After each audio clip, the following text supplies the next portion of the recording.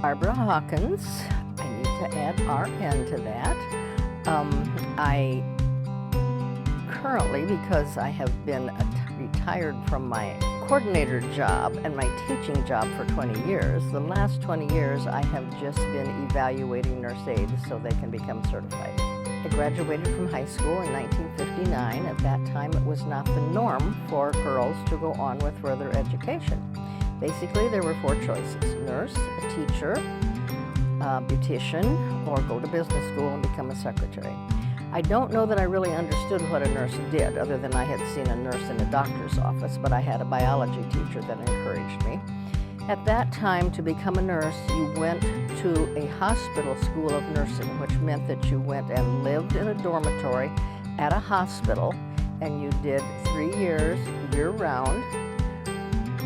I went to Iowa Methodist in Des Moines. We started with 90. So the great advantage to that is you have 90 people focusing on the same thing. It's a great support system. And then most of us went on to work in hospitals or doctor's offices. There weren't all the wonderful opportunities in nursing then that there are now. I worked in a couple of hospitals. I worked in a medical clinic.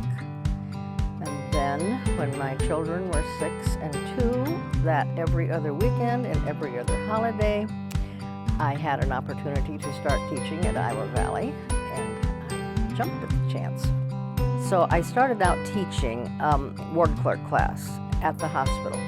But then in 1980, when the health occupation coordinator moved away, I took that position.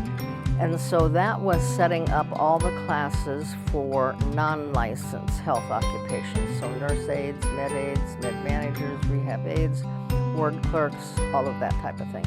And then I was also teaching in some of those programs. So I met a lot of students, had great opportunities to encourage people to go on to the nursing programs. When I started being a coordinator, the nurse aide program was 60 hours long. It did not require any testing to become certified, simply passing a class. So eventually the state changed to 75-hour for nurse aide, and then you had to successfully pass a written test and a skills test to demonstrate that you knew how to do all the things that had been taught. And then if you passed both of those, you were certified. When I started to work in a hospital, someone with an appendectomy stayed 7 days. Might not have been out of bed for 2 or 3 days.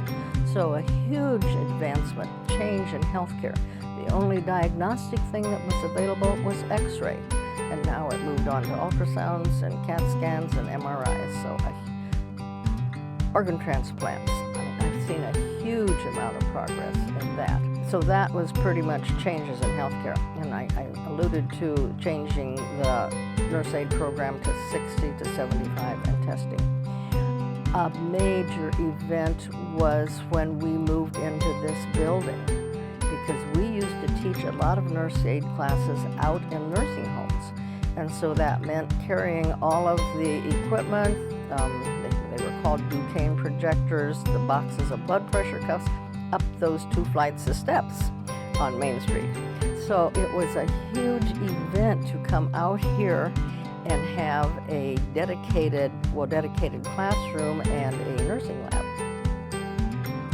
Definitely the most rewarding part is to teach, to see the light bulb come on when they understand what you're teaching, and then to encourage.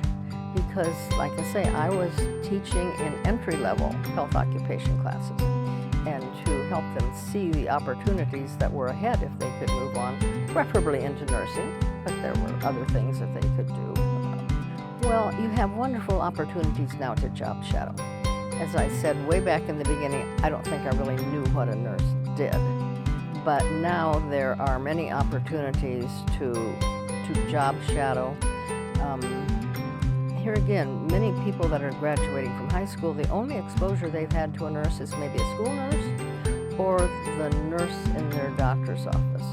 But if they can have an opportunity to see other types of nursing, particularly areas in the hospital, they certainly should take advantage of that. The things I would like to emphasize is the opportunity that people now have with the ADN programs or the practical nursing programs, that they can stay here in their community, short commute, live in their home, take care of their family. Much, much different than when I, in the olden days, had to go away and stay in a school for 3 years, not get married. So this is great opportunities for people to do nursing, be comfortable in their own home, their own community. So I encourage them to do that. Well, I have to admit that to me, when I changed from the hospital to here, in my mind, real nurses were at the bedside. So it took me a while to value teaching, but eventually I came to understand what an important component that was to preparing people to move on to healthcare. They need to have that empathy, that caring personality. It helps to be what we call a people person. It's easy for them to talk to people and relate to people. A commitment to responsibility, punctuality. That when you take this job, that you are understanding what you're going to be doing, you're doing it to the best of your ability, and you are committing to being there on time every day that you're assigned. I once had a student that was 58, and she was driving every day from Pella up here, but she had always wanted to be a nurse. Lived on a dairy farm, and that had been what she was doing. And so to think that at that age she thought, I'm going to do this. So it's not something you just do right out of school. You can get your family raised and think, I'm going to become a nurse, and the opportunity is there. When I have people come in to test, I can see it right away. Otherwise, it's when you're teaching in a class, 75 hours, it takes a little while to see it.